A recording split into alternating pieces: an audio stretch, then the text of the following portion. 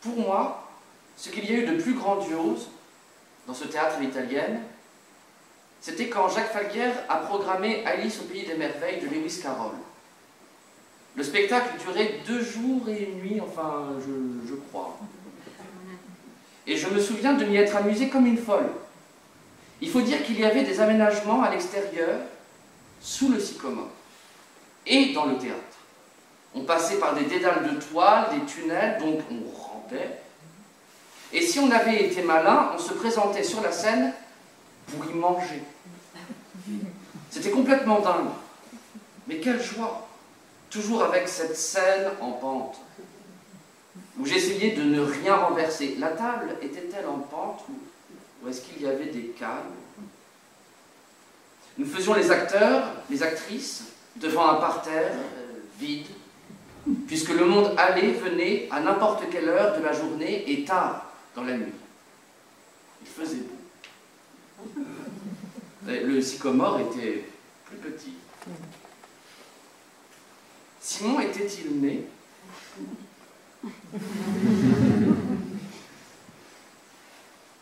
Je l'ai vu, âgé de 8 ans, attendant patiemment son père.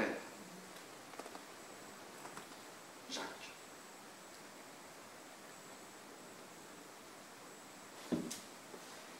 Jacques Falguière, directeur du Théâtre d'Évreux et de la cellule de création de ce même théâtre, me demanda d'écrire un texte dans l'esprit carolien.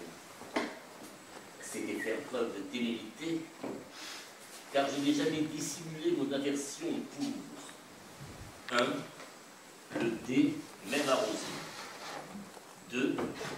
L'Angleterre et les indigènes qui la peuplent. 3. Les maths. J'espère néanmoins m'être acquitté honnêtement de ma tâche.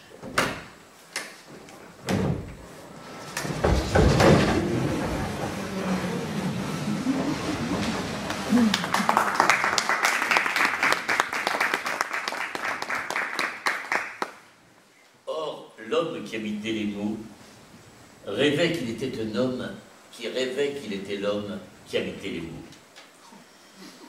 Parfois, sa maison avait la forme d'un tipi, et parfois, sa maison avait la forme mouvante de la fumée d'hiver au-dessus d'un tipi.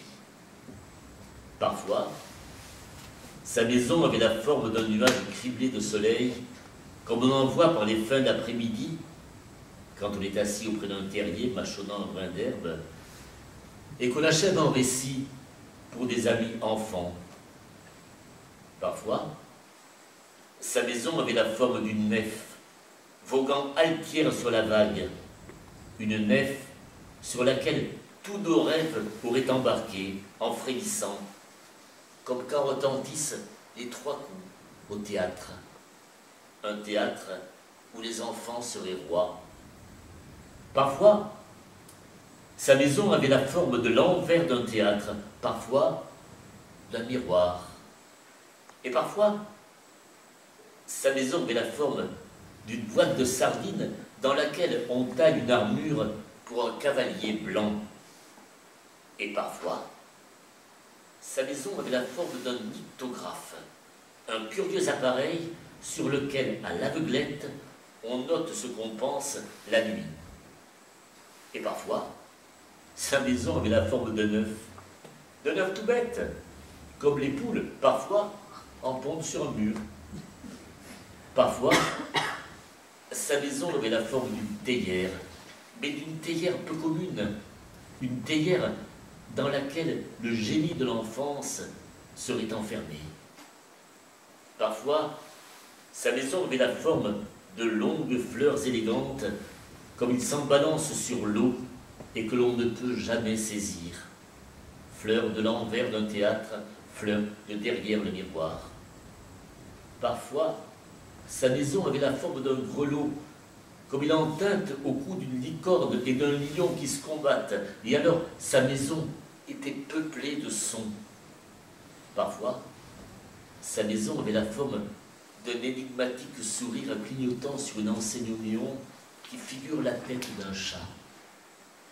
Parfois, Sa maison avait la forme d'une cabine de bain esselée sur une ultime plage, et où l'on va chercher ce que les villes et les livres ne peuvent plus offrir. Et l'homme qui habitait les mots rêvait qu'il était un homme, qui rêvait qu'il était l'homme qui habitait les mots. Et l'homme qui habitait les mots rêvait qu'il était un homme, qui rêvait qu'il était l'homme qui habitait les mots. Et l'homme qui habitait les mots rêvait qu'il était un homme, qui rêvait qu'il était l'homme qui habitait les mots. Et l'homme qui habitait les mots rêvait qu'il était un homme, qui rêvait qu'il était l'homme qui habitait les mots. Et l'homme qui habitait les mots rêvait qu'il était un homme, qui rêvait qu'il était l'homme qui habitait les mots. Et l'homme qui habitait les mots rêvait qu'il était un homme, qui rêvait qu'il était l'homme qui habitait les mots. Et l'homme qui habitait les mots rêvait qu'il était un homme, qui rêvait qu'il était l'homme qui habitait les mots. Et l'homme qui habitait les mots rêvait qu'il était un homme, qui rêvait qu'il était l'homme